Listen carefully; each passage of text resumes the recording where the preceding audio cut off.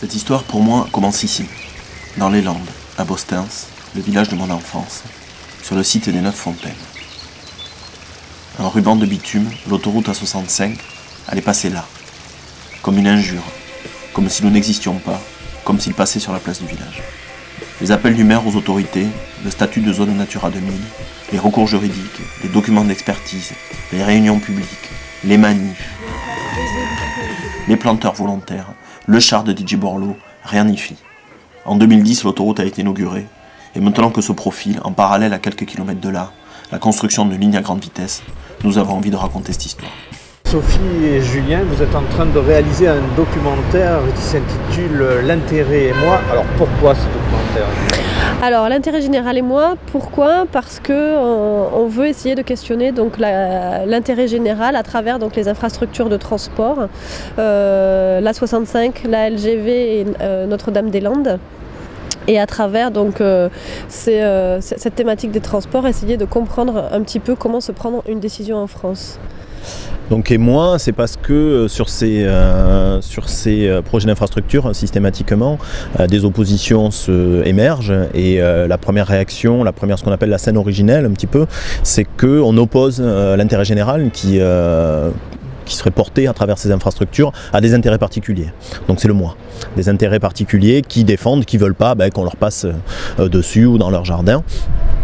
Et donc c'est un peu l'histoire qui nous est arrivée à travers un projet d'autoroute où on nous est passé sur les pieds et donc on a été dans la situation de ce moi face à l'intérêt général et on s'est engagé dans des associations et puis on s'est rendu compte au bout de quelques temps, après avoir étudié les dossiers, après avoir fait un peu ce que font toutes les associations, tous les gens qui sont impliqués là-dessus, que finalement l'intérêt général, c'est peut-être nous qui le défendions aussi en nous opposant à ce projet, avec l'idée que ce projet n'était peut-être pas utile.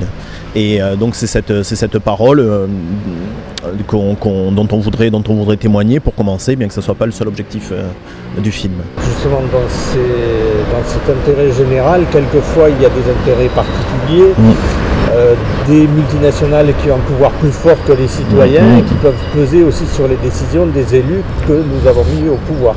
Alors on voit que l'intérêt particulier, effectivement, il n'est pas que du côté des citoyens qui ne veulent pas que telle infrastructure passe chez eux, mais va être effectivement derrière du côté d'élus qui vont avoir des intérêts peut-être électoralistes derrière, dans l'idée d'une inaugurite, on pourrait appeler ça, voilà, les élus aiment bien marquer leur territoire, laisser des traces, et puis évidemment des intérêts privés à l'œuvre, de grandes infrastructures du BTP qui ont intérêt à ce que ces projets se fassent. Ce qu'on veut, c'est arriver à donner la parole à tous les acteurs, de façon à ce qu'on comprenne bien qu'effectivement, ce qu'on pourrait penser à la base, ou ce que d'une façon générale aussi, dans les médias, habituellement on met en opposition l'intérêt particulier de celui qui va avoir ça dans son jardin, etc. Et puis l'intérêt général. Mais l'intérêt général, ça reste très nébuleux finalement. Qu'est-ce que c'est que l'intérêt général? Comment est-ce qu'il se construit? Comment est-ce qu'il est porté par des élus? Et finalement, comment aussi les élus, se rendre compte à quel point aussi les élus ne peuvent pas aussi prendre en considération tous les dossiers, tout l'aspect global de chaque dossier, et que parfois ce sont les associations qui sont elles, qui défendent vraiment et qui construisent un vrai intérêt général, qui voient plus loin dans l'avenir et qui essaye en fait de développer une vraie réflexion par rapport à l'intérêt général. Donc c'est essayer de casser aussi les idées reçues par rapport à ça, et puis de se mettre vraiment à la place de chaque acteur, donc à la fois le citoyen, les associations, les élus, le BTP, les députés aussi et les chercheurs, enfin voilà, tous les acteurs de la société, essayer de comprendre leur point de vue pour essayer de comprendre par quel chemin de pensée finalement ils pensent ces décisions d'infrastructures de transport, de façon à ce que nous, en tant que spectateurs, on puisse comprendre un peu mieux cette complexité aujourd'hui d'une décision publique en France. L'idée, c'est de comprendre donc les différents points de vue, mais aussi comprendre comment se prend la décision.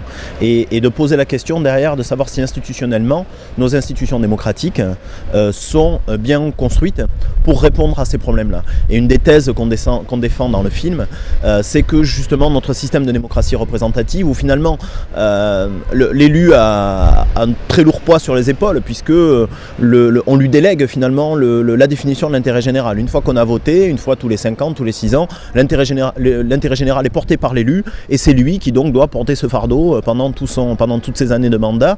Et peut-être que sur des questions telles que celle-là, mais de façon plus générale, sur toutes les questions qui ont cette complexité-là, et dans lesquelles rentrent, on le voit, des enjeux environnementaux notamment, des enjeux écologiques de façon plus générale, on se rend compte qu'aujourd'hui, et c'est en ça que ces questions de transport sont simplement peut-être un témoignage, un exemple, on voit que nos institutions échouent finalement à prendre de bonnes décisions là-dessus. C'est-à-dire que ce qui se pose derrière, ce que disent de plus en plus de chercheurs en philosophie ou sciences politiques, c'est que nos institutions démocratiques sont défaillantes pour répondre à ces enjeux-là, et qu'il faut inventer notre système démocratique. Et notre film veut aussi poser cette question-là et essayer de montrer quelques pistes là-dedans. Alors, dernière question, vous avez des fonds, mais pour tourner un documentaire, il en faut d'autres, donc vous faites appel aussi à la coopération des citoyennes et des citoyens et des associations. Oui, et on trouve que justement ce film, ça a du sens. Pour ce film-là, pour ce qu'on défend, pour la thèse qu'on tient dans ce documentaire-là, on trouve que ça a du sens de faire appel aux citoyens, au monde associatif aussi, pour nous aider à financer ce film. Donc la première chose qu'on a faite, effectivement, c'est via la plateforme Ulule, qui est une plateforme de financement participatif, où on a récolté déjà des fonds de plus d'une centaine de citoyens et de plus de pratiquement 50 associations qui nous, par des petits apports financiers qui nous permettent déjà d'enclencher un premier financement.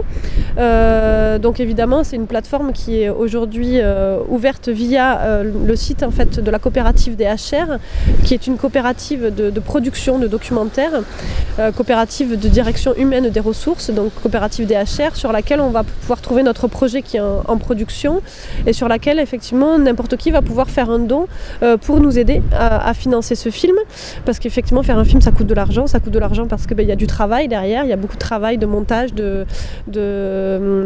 mixage, il y a tout un tas de... surtout qu'il y a de l'animation aussi dans notre film pour justement faire comprendre toute la complexité aussi du montage financier et du côté économique, pour le rendre plus facile et plus sympathique d'abord. On va le faire par l'animation. Et donc tout ça coûte de l'argent, donc on fait aussi appel évidemment à des financements de type on aimerait bien évidemment avoir des soutiens des régions et du CNC, mais également donc on continue à récolter des fonds de la part de citoyens ou d'associations, donc via cette plateforme de la coopérative DHR sur internet.